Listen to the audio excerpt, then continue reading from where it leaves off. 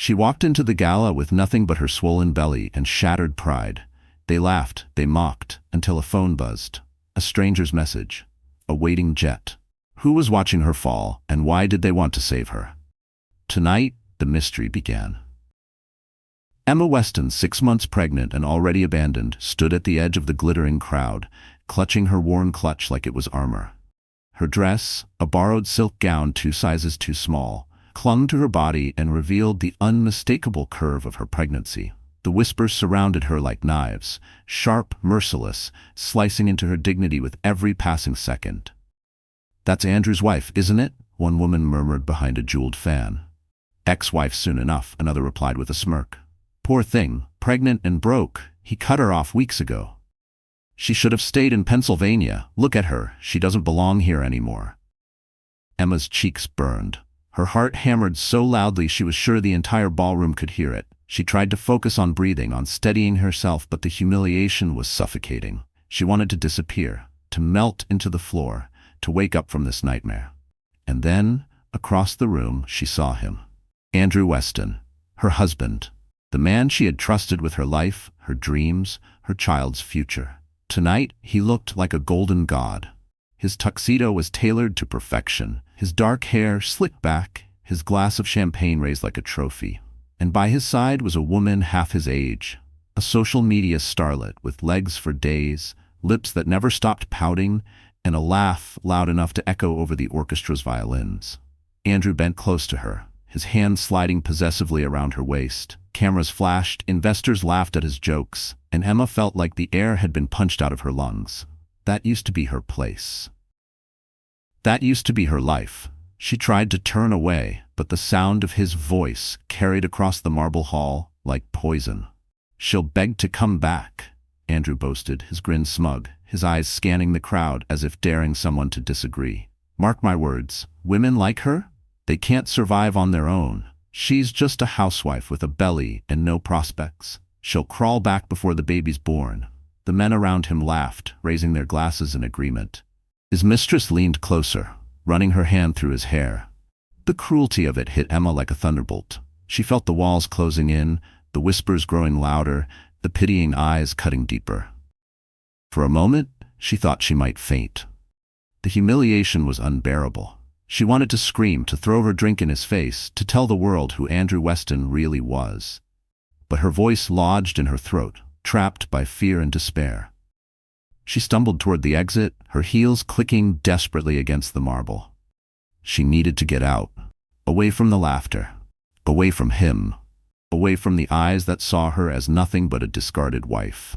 She pushed past waiters carrying silver trays, past women dripping in jewels, past photographers who didn't even bother to lift their cameras anymore. Her heart ached with every step.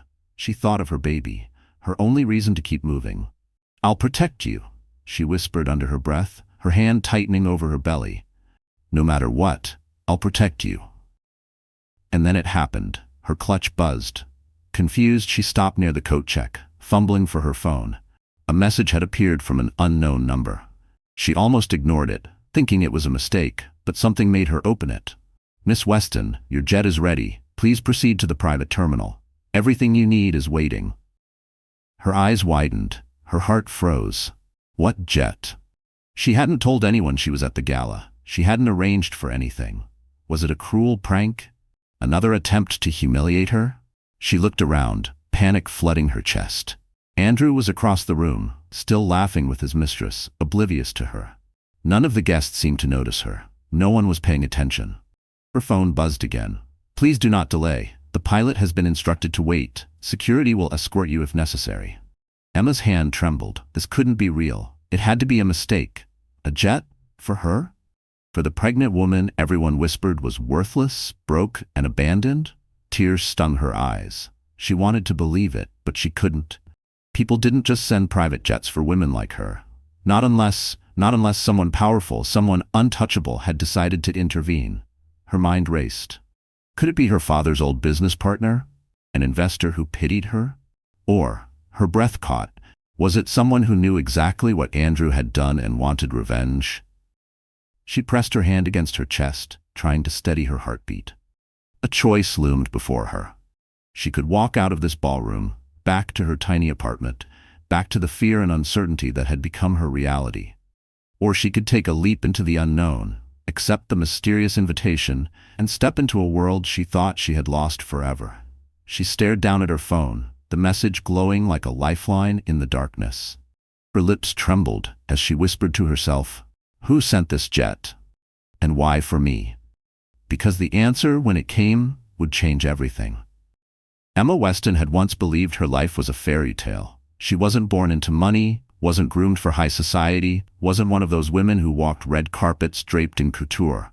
She was just a girl from a small Pennsylvania town where Friday night football was the week's main event, and the local diner was where everyone went for gossip and pie.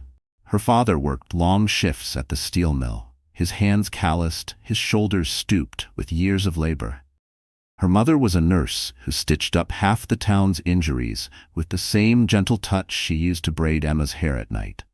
Life was simple, sometimes hard, but never without love. Emma grew up knowing the value of sacrifice, of dignity, of resilience. She worked part-time at the grocery store through high school, saved every penny she could, and managed to get into a small state college on scholarships. She dreamed of becoming a teacher, of giving children the chance at opportunity that she herself had fought so hard for. And then came Andrew. He swept into her life like a storm she never saw coming. He was in town for a corporate conference, looking every bit the golden boy Wall Street adored. His smile was dazzling, his attention intoxicating. For a small-town girl who had never been noticed beyond the county lines, Andrew Weston seemed like a miracle. He said she was different, that she wasn't like the shallow women of New York who only wanted his money. He promised her the world, and at 22, Emma believed him. Within a year, she was living in a Manhattan penthouse. She traded her jeans for designer dresses, her small-town routine for charity galas and society luncheons. Andrew loved showing her off at first. "My sweet Emma," he'd call her, brushing his hand across her cheek in front of investors and board members. But soon, the sparkle faded. The man who once brought her wildflowers from the roadside stopped coming home at all. The laughter that once made her feel cherished turned sharp, laced with criticism. He mocked her small-town ways, sneered at her attempts to fit into high society. "You'll never really belong here, Emma," he once spat during an argument. "You should be grateful I even married you." Still, she stayed. She told herself love was work, that marriage meant sacrifice. She believed in vows, in building a family. When she found out she was pregnant, she thought it might heal the rift between them. She imagined Andrew holding their child, imagined the joy that would return to his eyes.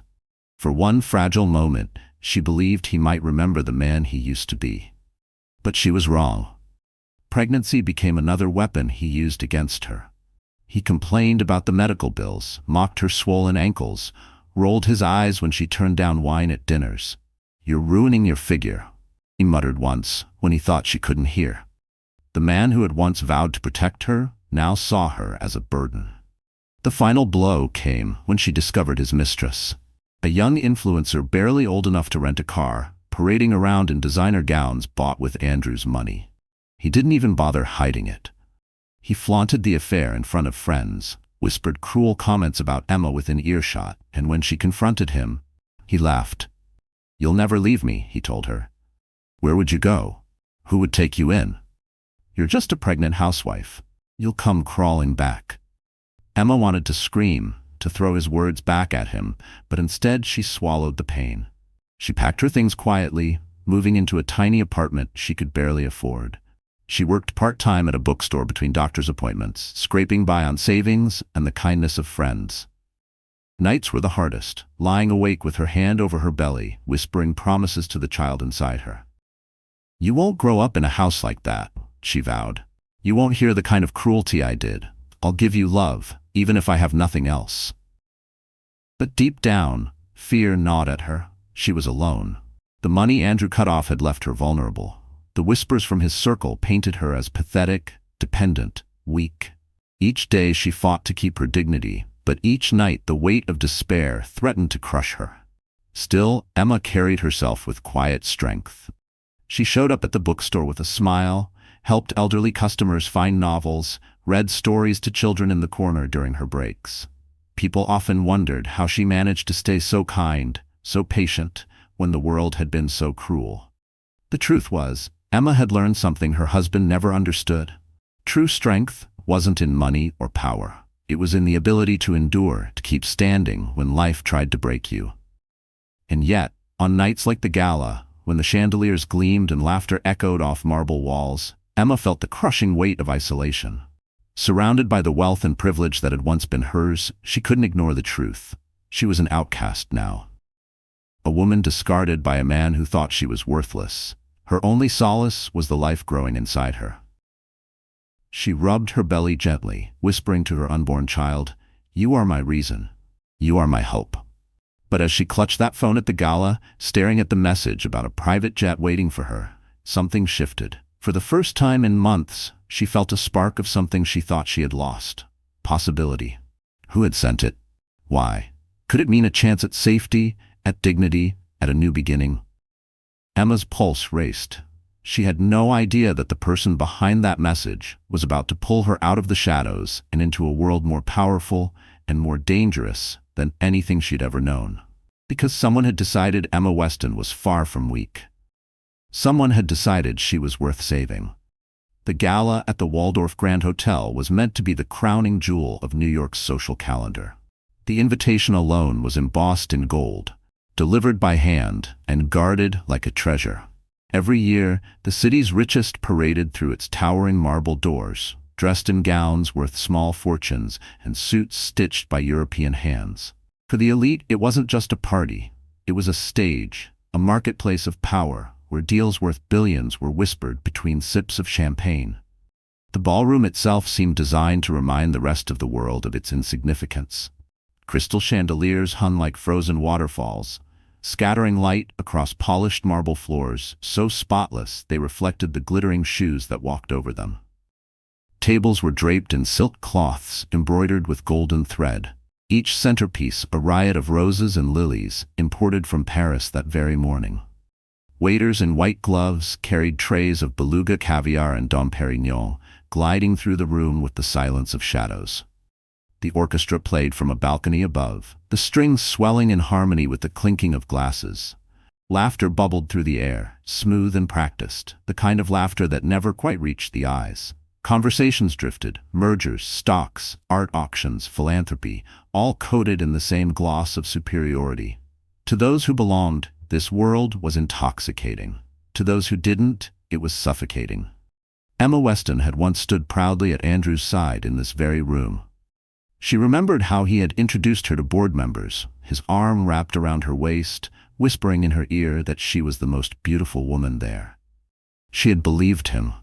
She had smiled for the cameras, shaken hands with senators and CEOs, danced under the chandeliers as if she belonged.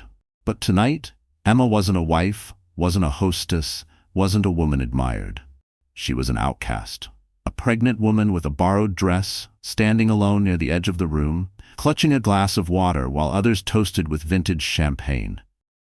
Every detail of the gala pressed against her like a cruel reminder.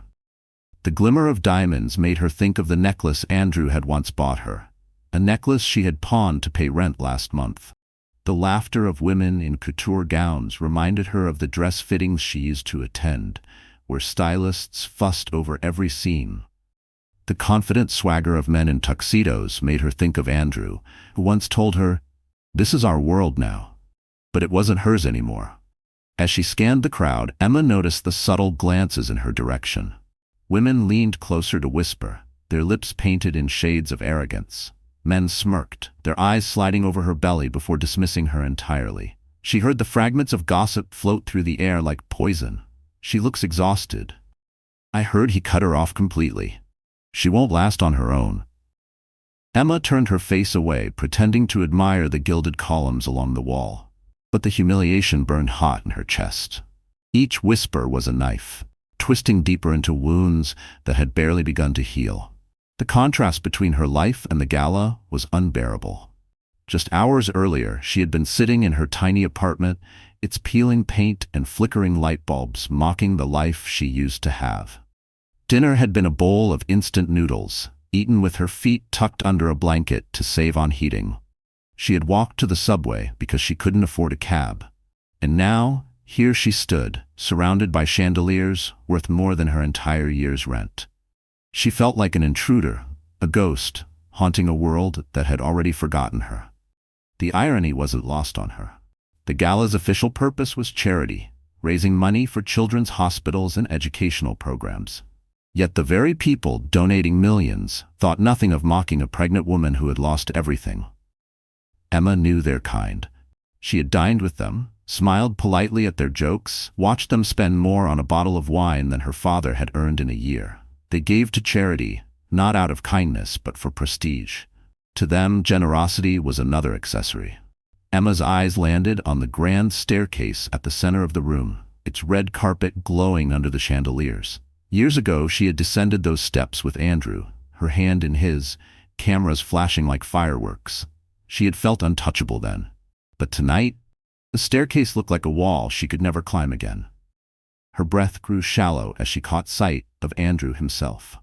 He stood near the stage, surrounded by investors and politicians, his mistress pressed against his side like a prized possession. He laughed, gesturing grandly with his champagne glass, as if he owned the room. And in many ways, he did. Emma's stomach tightened. She wanted to run, to escape the suffocating air, but her legs refused to move. She was trapped between the ghosts of her past and the bleakness of her present. The orchestra swelled, the conductor raising his baton, and the crowd turned toward the stage where Andrew was about to speak. Emma's pulse quickened. She knew his speeches. Smooth, confident, dripping with charm. She braced herself for the performance, for the lies he would spin about family, legacy, and responsibility. But before he could speak, her phone buzzed again. She slipped it from her clutch, her hands trembling. Another message. Private terminal secured. Car is waiting outside. Leave now. Emma's throat tightened. Her heart pounded so loudly she thought someone might hear it. She glanced around, terrified someone was watching her, but no one paid her any mind. To them, she was invisible. And yet, someone out there saw her. Someone powerful enough to arrange a car, a jet, a way out of this nightmare. The chandeliers gleamed above her. The laughter swirled around her, but Emma could only focus on the glowing screen in her hand. She had to decide, would she stay in the world that had broken her, or step into the unknown that waited beyond those marble doors? Andrew Weston had always known how to command a room. Even before the tuxedos and the wealth, even before the magazine covers that named him one of the top 40 under 40, he had carried himself with the same smug certainty that the world owed him, that people existed to orbit around him. It was part charm, part arrogance, and part ruthless hunger for power. Emma used to admire it. When she was 22 and dazzled by his ambition, she mistook that arrogance for confidence. She thought his certainty meant security. But tonight, as she watched him standing under the chandeliers, his mistress clinging to his arm like a glittering accessory, Emma realized what it really was. Andrew Weston wasn't confident, he was cruel. The mistress, Ela Monroe, was everything Andrew wanted the world to see. Young, radiant, shallow enough not to threaten him, ambitious enough to make herself useful. She was 23, an Instagram-famous entrepreneur whose career consisted mostly of posting photos of herself in designer clothes other men had bought her. Her beauty was undeniable. Long legs, endless hair, a smile trained to look both innocent and knowing at the same time. But beneath the surface, there was nothing. Andrew didn't care. She was the perfect distraction. She made him feel powerful, validated, wanted. With Emma, he had been forced to share his life, his home, his vulnerabilities. With Ela, he shared nothing but champagne and hotel suites. "Smile for the cameras, darling," Andrew whispered, his lips brushing against Ela's ear as the flashbulbs went off. She giggled, pressing closer, her hand sliding down the front of his tuxedo as though staking a public claim. They were standing in the exact center of the gala, where everyone could see them. Andrew wanted it that way. He didn't just flaunt his affair. He weaponized it. He wanted Emma to see. He wanted the investors to see. He wanted the whole city to understand that he had traded up, that he could discard a wife 6 months pregnant and replace her with something shinier without consequence. And the crowd encouraged it. They laughed at his jokes, shook his hand, congratulated him on moving on. These were men who did the same in their own homes, who saw women as replaceable the way they saw last season's stock options. In their world, infidelity wasn't a scandal, it was a sport. Andrew called a voice from near the stage, "Say a few words." He grinned, lifting his champagne glass, the light catching the diamond cufflinks Emma had once given him as a wedding gift. He climbed the small steps to the microphone, Hila following gracefully, her gown shimmering under the chandeliers. "Ladies and gentlemen," Andrew began, his voice smooth, practiced. "It's an honor to host you tonight. This gala is not only a celebration of our successes, but a reminder of our responsibilities. We are here to give back, to build a future for the next generation." The hypocrisy nearly choked Emma. Here he was, speaking of responsibility while he abandoned his pregnant wife. Here he was, speaking of the future, while mocking the child that hadn't even been born yet. Andrew continued, his words rolling easily. "This year, Weston Capital has expanded further than ever before. Our partnerships have reached global markets, and together with many of you in this room, we are shaping industries. Tonight, let us toast to progress, to prosperity, and to a brighter tomorrow." The room erupted in applause. Cameras flashed. Hila kissed his cheek, posing perfectly for the photographers. But Andrew wasn't finished. He leaned closer to the microphone, lowering his voice just enough to sound intimate, just enough to make every word sting. "And let us also toast to moving forward, to leaving the past behind us where it belongs." The crowd chuckled knowingly. Andrew's smirk deepened. He raised his glass higher. "To new beginnings," he said, his eyes sweeping across the room until they landed squarely on Emma. The moment stretched like glass about to shatter. Emma's chest tightened, her face burning. He wanted her humiliated. He wanted the world to see her as nothing more than discarded baggage. And judging by the approving laughter rippling through the crowd, his plan was working. Hila tightened her grip on his arm, whispering something into his ear that made him laugh again. Emma couldn't hear the words, but she could guess. They were probably laughing about her, about the swollen belly she carried, about how pathetic she must look standing alone at the edge of the room. For years, Emma had endured his cruelty in private. Tonight, he had made it public. And yet, there was something he didn't know. Something that would strike him harder than any humiliation he could ever inflict. Because while Andrew Weston raised his glass to toast his mistress, a private jet sat waiting on the tarmac under someone else's name. Someone far more powerful than Andrew could ever dream to be. And that jet wasn't waiting for Andrew. It was waiting for Emma. The applause for Andrew's toast had barely faded when the night took its cruelest turn. Emma thought she could slip away quietly, escape the suffocating room before anyone noticed her trembling hands and tear-filled eyes. But Andrew had no intention of letting her leave with dignity. "Wait," his voice rang out smoothly, amplified by the microphone. "I almost forgot, there's one more thing to celebrate tonight." The crowd hushed, all eyes turning toward him. Emma froze in place, her stomach tightening. She knew that tone. It was the same mocking, cutting tone he had used in their home when no one was watching. Andrew gestured toward her with his champagne glass. "Ladies and gentlemen, allow me to acknowledge a very special guest, my wife." He dragged the word out, smirking. Or should I say, soon-to-be ex-wife. The crowd gasped, heads turned. Emma felt every eye in the ballroom pierce through her. She wanted to disappear, but her legs refused to move. "There she is," Andrew continued, pointing as if she were some curiosity on display. "Emma Weston, the loyal little housewife, still trying to play dress-up with the big kids." Laughter rippled through the audience. Some of the women covered their mouths, pretending to be shocked, but their eyes glittered with cruel amusement. The men smirked, nudging each other like schoolboys sharing a joke. Emma's throat burned.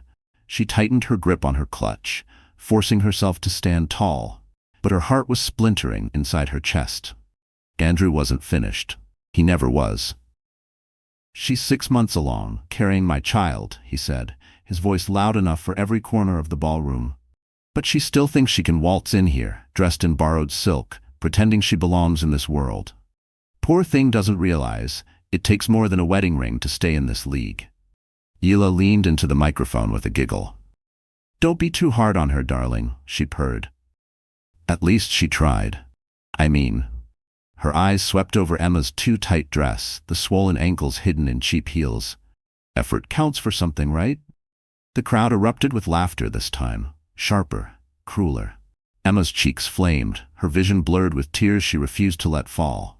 Every whisper, every mocking glance pressed down on her like a weight she could not bear. She thought of her parents back in Pennsylvania, the values they had raised her with. Dignity, kindness, pride. What would they think if they saw her now?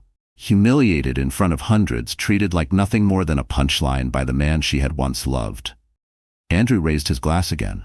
"To Emma," he declared. "Proof that sometimes mistakes are best left behind." The room clinked in unison, crystal glasses chiming like funeral bells. Emma's chest constricted. She could barely breathe. She wanted to scream, to fight back, but her voice was lost in the roar of ridicule. She stumbled backward, nearly tripping over the hem of her dress. A waiter reached out to steady her, his eyes filled with pity. That was worse than the laughter. She couldn't stand pity. She pushed past him, her heels clicking desperately across the marble floor, heading for the doors. But Andrew's voice followed her like a whip. "Run along, Emma," he called after her, the microphone amplifying every syllable. "You'll be begging to come back soon enough. You can't survive without me. Everyone here knows it." The doors loomed ahead, her only salvation. Emma shoved them open, bursting into the hallway. Her breath ragged, tears finally spilling down her cheeks. The laughter from inside echoed after her, chasing her down the corridor like a cruel chorus. She collapsed against the wall, her hand cradling her belly. "I'm sorry," she whispered to her unborn child. "I'm so sorry you had to hear that." Her phone buzzed again. She fumbled it out of her clutch, her hands shaking. The message glowed against the screen. "Car is waiting outside. Time to go." Emma wiped her tears, staring at the words through blurred vision. Someone out there knew. Someone out there was watching. For the first time that night, a flicker of hope pierced through the darkness. But she couldn't shake the question twisting in her chest. Who had sent the jet? And what would they want in return? The hallway outside the ballroom was quiet compared to the storm she had just fled. But the silence wasn't comforting. It was suffocating. Emma leaned against the wall, her chest heaving, her makeup streaking down her face as hot tears fell. The muffled sounds of laughter and clinking glasses still seeped through the double doors behind her, each one a reminder of the humiliation she had just endured. She slid down the wall until she was sitting on the polished marble floor, her silk dress pooling around her swollen ankles. For a moment, she couldn't move. She felt like a shattered doll, broken, discarded, left behind. Her hand instinctively moved to her belly, clutching it protectively.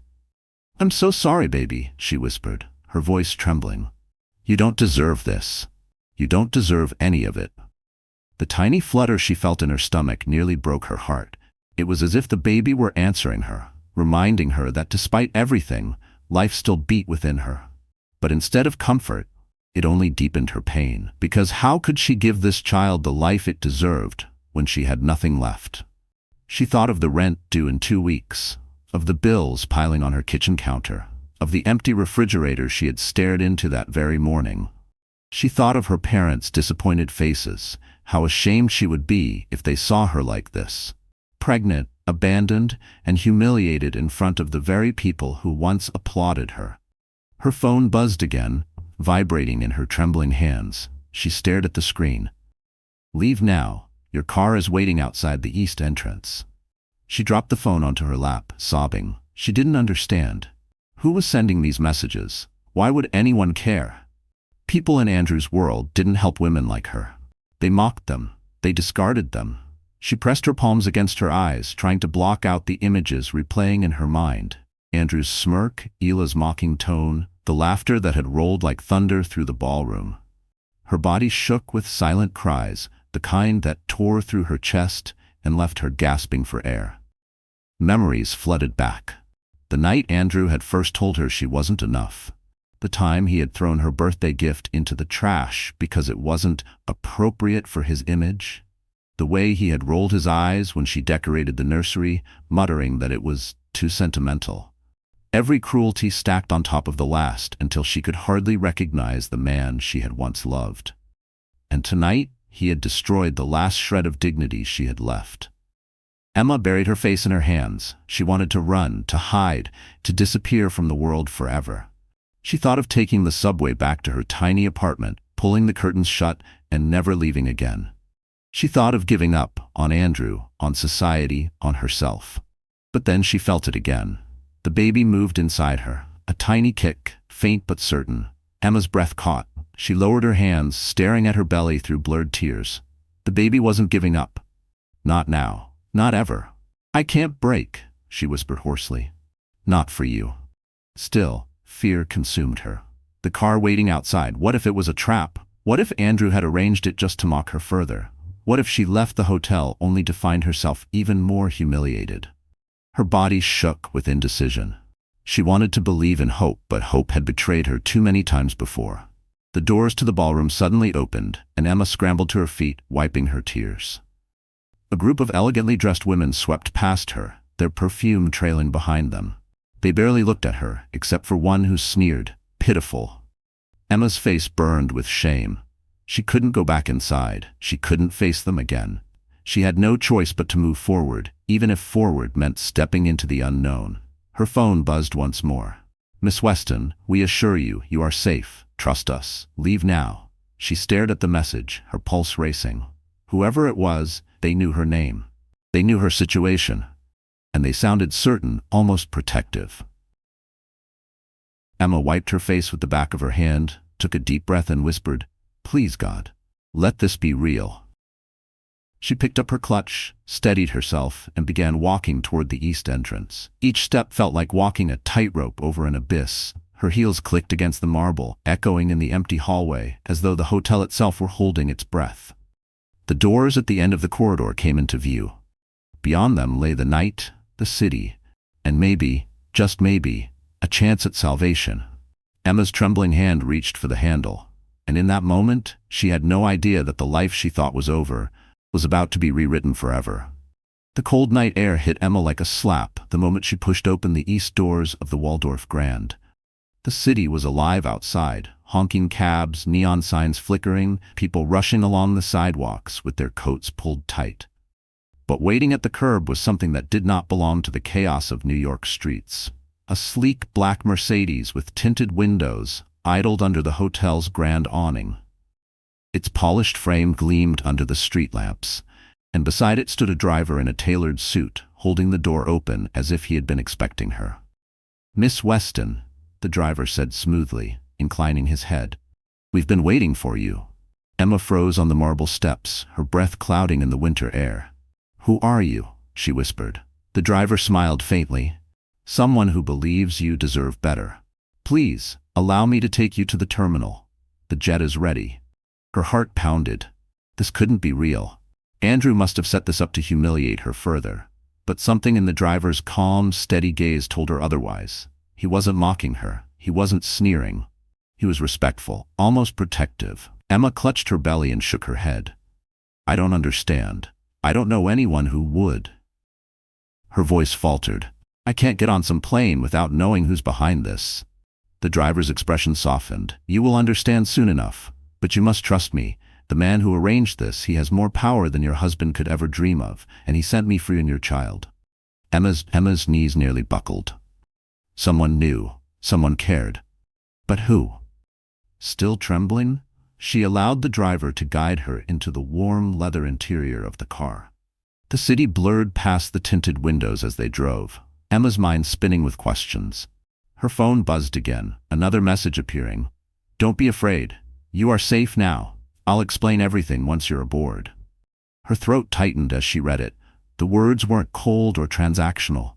They carried weight, warmth, like a promise. The drive to the private terminal seemed both endless and instantaneous. When the car finally slowed, Emma's breath caught in her chest. Beyond the security gates, lit by floodlights, stood a gleaming Gulfstream G700, its white fuselage shining like a beacon in the night. The steps had already been lowered. The cabin lights glowed invitingly. Emma stared out the window in disbelief. She had seen planes like that in Andrew's magazines, had overheard him brag about billionaires who owned them, but never in her life had she imagined stepping aboard one herself. The driver opened her door and extended his hand. "This way, Miss Weston." Her heels clicked against the tarmac as she walked toward the jet, her pulse racing faster with every step. She wanted to turn back, to demand answers, but something inside her urged her forward. Maybe it was desperation. Maybe it was hope. At the top of the steps, a flight attendant greeted her with a gentle smile. "Welcome, Miss Weston. Please come inside. You must be exhausted." Emma hesitated at the doorway, her eyes sweeping over the cabin. Cream leather seats, polished wood paneling, soft lighting that glowed like warmth itself. It felt like another world, far removed from the cold marble of the gala. She sank into one of the plush seats, clutching her belly, still unsure if this was a dream.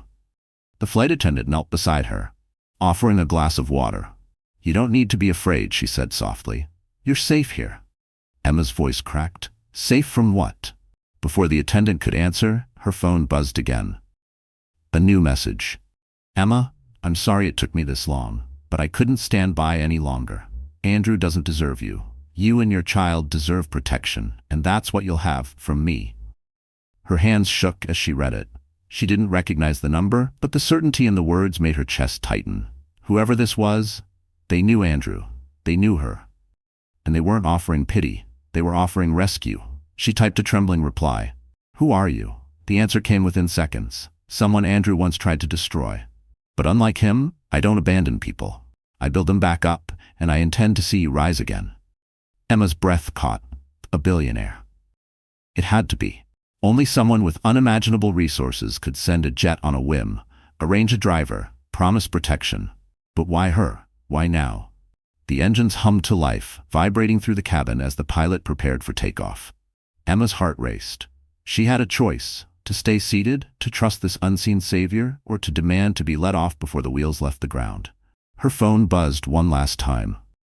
"Emma, this isn't just about saving you. It's about giving your child the future Andrew swore he'd never allow. Trust me, everything is about to change." Emma's lips trembled. She pressed a hand over her belly, whispering to the baby inside her. Maybe this is our chance." The jet began to roll toward the runway, the lights of New York shrinking in the distance. Emma closed her eyes, bracing herself, knowing that whatever awaited her on the other side of this flight would be nothing like the life she had known before. And she had no idea that the man waiting at the other end of the runway was the one person Andrew Weston feared most. When the jet touched down hours later, Emma expected confusion, maybe even fear. But instead, what she felt was awe. Outside the window stretched the sprawling estate of a man whose name carried whispers in every financial circle, but whose face was rarely seen. The door opened, and waiting at the bottom of the steps was Victor Harrington. Billionaire investor, media mogul, the one man Andrew Weston had never been able to outmaneuver. His empire stretched across industries, but what people spoke of most was his uncanny ability to turn everything he touched into gold. He wasn't like Andrew. Where Andrew's smile was smug, Victor's presence was calm, commanding, without effort. He was older, early 40s, with silver streaks at his temples and eyes sharp enough to cut through steel. When Emma descended the stairs, he didn't smirk, didn't gawk. He extended his hand with a dignity she hadn't felt in years. "Emma," he said simply, his voice steady. "You're safe now." For the first time in months, she believed it. Victor Harrington wasn't just rescuing her.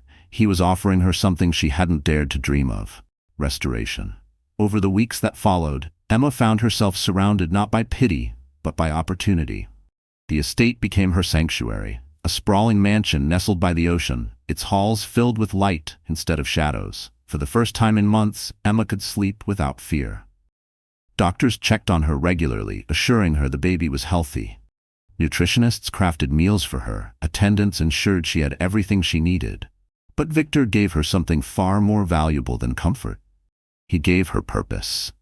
"You are not weak," he told her one morning, as they sat on the veranda overlooking the crashing waves.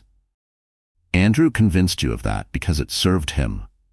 But I see the woman who stood by him when he was nothing, the woman strong enough to walk away when he became cruel. That woman is not gone. She just needs to rise again." Emma's throat tightened. "I don't even recognize myself anymore," she admitted. "Then let's rebuild," Victor replied. "Not just for you, but for your child. The best revenge you can give Andrew is not anger. It's thriving. And so it began. Emma trained her mind as much as her appearance. Tutors came to teach her finance, public speaking, business etiquette. She read late into the night, filling notebooks with knowledge Andrew had once mocked her for even wanting. Victor didn't treat her like a victim. He treated her like a partner being prepared for battle. Her transformation was gradual but undeniable. The day she first stood before the mirror in a tailored suit, a deep navy that hugged her curves but radiated authority, she hardly recognized herself. The timid girl who once clung to Andrew's shadow was gone. Now she carried herself differently, her shoulders back, her eyes steady, her voice no longer trembling. Victor arranged for her to work with stylists, not to hide her pregnancy but to embrace it. Flowing gowns and jewel tones, hair styled elegantly, jewelry chosen with precision. When Emma walked into a room now, heads turned not in mockery but in respect. She wasn't the discarded wife. She was the woman reborn. But it wasn't just appearance. Emma's mindset shifted too. She no longer asked herself, "What will they think?" She asked, "What do I deserve?" She no longer whispered apologies to her unborn child. She told her baby stories of strength, of resilience, of futures that could not be stolen. Every night, standing by the ocean, Emma pressed her hands over her belly and whispered, "We are not victims anymore. We are fighters." And slowly, the fear that had once consumed her gave way to something far more powerful: determination. Victor noticed it. One evening as they reviewed documents in his study, he leaned back in his chair and studied her. "You're ready," he said. Emma looked up, startled. "Ready for what?" His lips curved into the faintest smile. "For the world to see you again. Not as Andrew's discarded wife, not as a victim, but as the woman who will stand on her own and make him regret ever underestimating you." Emma's heart raced. She wasn't sure she believed she could face Andrew again. But a part of her longed for it, longed to walk into a room and no longer feel small, but to stand eye to eye with the man who had once crushed her spirit. Victor must have seen the flicker in her eyes, because he slid a file across the desk toward her. "There's a gala next week. The same crowd that mocked you will be there. Andrew will be there, with her, and so will you." Emma's hands trembled as she opened the file. Inside was everything: her tailored gown, her security detail, even the press coverage all already arranged. Victor wasn't just preparing her. He was orchestrating her return. She stared at him, her breath caught. "What if I'm not strong enough?" Victor leaned forward, his gaze unwavering. "You are, because strength isn't about never falling. It's about rising when no one expects you to. And Emma, you're about to rise higher than he ever imagined." Emma closed the file slowly, her heart pounding in her chest. She thought of Andrew's mocking voice, of Ila's cruel laughter, of the whispers that had followed her out of the ballroom. And for the first time, she smiled. Not a smile of naivety or hope, but of quiet, burning resolve. She stood smoothing the fabric of her gown. "Then let him see me," she said softly. Victor's eyes glinted with approval. "Oh, he will. Because at the next gala, the woman Andrew had humiliated would return, not broken, not begging, but untouchable." The night of the gala arrived like a storm she had been preparing for all her life. The Waldorf Grand glowed again. Chandeliers lit, red carpets rolled out, photographers flashing as the city's elite paraded inside. It was the same ballroom that had nearly broken Emma weeks before. But tonight, she wasn't the same woman who had fled in tears. The limousine door opened, and the crowd outside gasped. Emma stepped out. She wore a gown of deep emerald silk, cut elegantly to flatter her pregnant form rather than hide it. A diamond necklace rested against her collarbone, catching the light with every movement. Her hair was swept back in soft waves, her makeup polished but subtle, highlighting her eyes, the eyes of a woman who had endured fire and risen from the ashes. Reporters shouted her name, cameras flashing wildly. But Emma didn't shrink. She walked with her shoulders back, chin lifted, the strength of 1,000 whispered promises carrying her forward. And beside her, steady and undeniable, was Victor Harrington. His presence was like armor, commanding the attention of the crowd before they even realized who Emma was. When he offered her his arm, she accepted, not as a woman leaning on a savior, but as a partner walking into battle. Inside, the atmosphere shifted the moment she entered the ballroom. Conversations faltered. Eyes widened. The same people who had laughed weeks ago now stared in silence, stunned. Andrew Weston's glass froze halfway to his lips. Hila's painted smile wavered. Emma caught his gaze across the room, and for the first time she saw fear flicker in his eyes. The orchestra swelled, as if punctuating the moment. Emma and Victor descended the grand staircase together, every step deliberate, every movement radiating control. She wasn't hiding. She wasn't ashamed. She was claiming her place, not as Andrew's wife, not as his victim, but as Emma Weston reborn. When they reached the floor, the crowd parted instinctively. No one dared block their path. The whispers rose like a tide.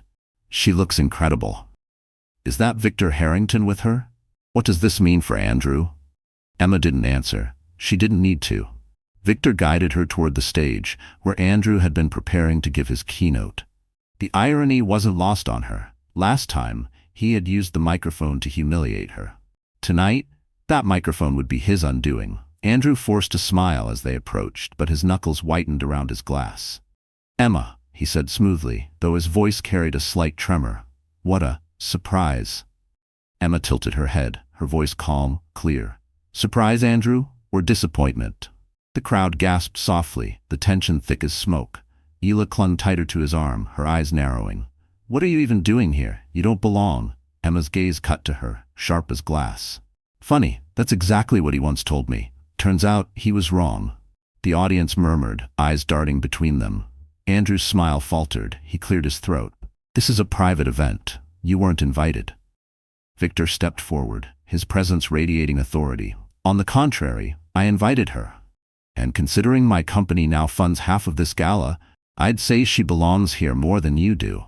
The crowd erupted in whispers again. Andrew's face paled, his arrogance slipping. He turned back to Emma, desperate to regain control. "You think dressing up and parading in here makes you powerful? You're nothing without me. Nothing." Emma's voice didn't waver. "No, Andrew, I was nothing with you. Tonight, I'm everything you never believed I could be." The room fell silent, every word cutting through the air like thunder. Emma stepped closer, her eyes locking onto his. "You told me I'd beg to come back. You told me I couldn't survive without you. Look at me now. Do I look like someone begging?" The crowd collectively held its breath. Even Hila seemed to shrink back, her confidence cracking. Andrew's jaw tightened. "You think this charade will last? You're a scandal waiting to happen." Emma's lips curved into the faintest smile. "No, Andrew, the only scandal here is you." Victor placed a folder on the podium. Inside were documents, proof of Andrew's financial manipulations, evidence of his affair paid for with company funds, every ugly truth he had buried. The press had already been tipped off. The murmurs turned into gasps as the first few pages were lifted by curious hands. Andrew lunged forward, but Victor blocked him effortlessly. "You humiliated her in front of the city," Victor said coldly. "Tonight, she takes her dignity back." Emma turned to the crowd, her voice steady, strong. "I may have been broken, but I am not destroyed. I stand here not as a victim, but as a mother, as a woman who refused to stay silent. And I promise you, no one will ever use my name as a joke again." Applause broke out, hesitant at first, then swelling until the entire ballroom thundered with it. Emma stood tall, her hand resting proudly on her belly, her gaze never leaving Andrew's crumbling facade. The man who once believed she'd crawl back to him now stood exposed, cornered, powerless. And Emma Weston was only getting started. The ballroom roared with applause, but Emma barely heard it. For years she had imagined what it would feel like to finally have her voice back, to no longer tremble under Andrew's shadow. Now, standing in front of the very crowd that once laughed at her, she felt something she hadn't in so long. Freedom. Andrew's face was flushed crimson, sweat beading at his temple. He snatched the folder from the podium, desperate to hide its contents, but whispers already crackled through the room like wildfire. Phones flashed as guests snapped photos of the documents, messages already being sent to reporters. There would be no hiding now. "You'll regret this," Andrew hissed, his composure cracking. Emma looked at him with calm she hadn't known she was capable of. "No, Andrew, the only regret here is ever believing you could destroy me." Victor placed a steady hand on her shoulder. The weight of the crowd's approval rose like a tide, and for the first time, Emma wasn't drowning in it. She was carried by it. Andrew tried to speak again, but security had already stepped forward, summoned discreetly by Victor. They escorted him out as his protests echoed uselessly. Hila, realizing her golden ticket had just been revoked, slipped away in silence, her sequined gown dragging like a curtain on a failed performance.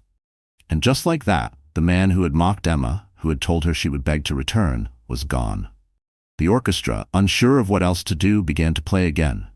The room shifted, the atmosphere transformed. People approached Emma, not with pity this time, but with respect. Some congratulated her courage, others offered partnerships, introductions, opportunities. But Emma didn't need their validation anymore. She had already found what mattered. Later that night, as the gala drew to a close, Emma stepped outside into the crisp air.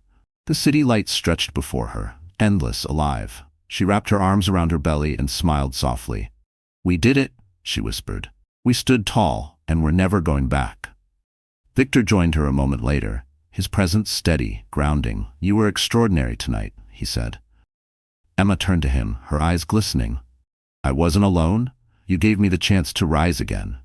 I don't know how to thank you." Victor shook his head. "You don't owe me thanks. You owe yourself the truth, that you were always strong enough. I only reminded you." Her heart swelled. For so long, she had measured her worth through Andrew's eyes. Now she realized her value had never been his to give or to take away. Weeks passed, and Andrew's empire collapsed in a storm of scandal. Headlines detailed his misuse of funds, his affair, his arrogance. Investors pulled out, the board removed him, and his name, once spoken with admiration, became a cautionary tale. Emma, meanwhile, was rising. With Victor's guidance, she launched a foundation dedicated to supporting single mothers abandoned by powerful men. The very people who once mocked her now praised her vision, her strength, her ability to turn pain into purpose. She became more than Andrew's ex-wife. She became Emma Weston, advocate, mother, leader. When her daughter was born on a bright spring morning, Emma held her tiny hand and whispered, "You'll never know the world he tried to keep us in.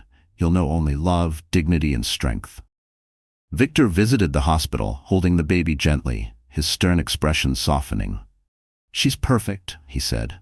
Emma smiled through tears. "Her name is Grace, because that's what saved us." Life moved forward. Slowly, surely, Emma built a new world. Not the gilded cage Andrew once promised, but a life rooted in truth. Her foundation grew, her voice amplified, and everywhere she went, she carried herself with the quiet dignity of a woman who had survived fire and emerged forged in steel.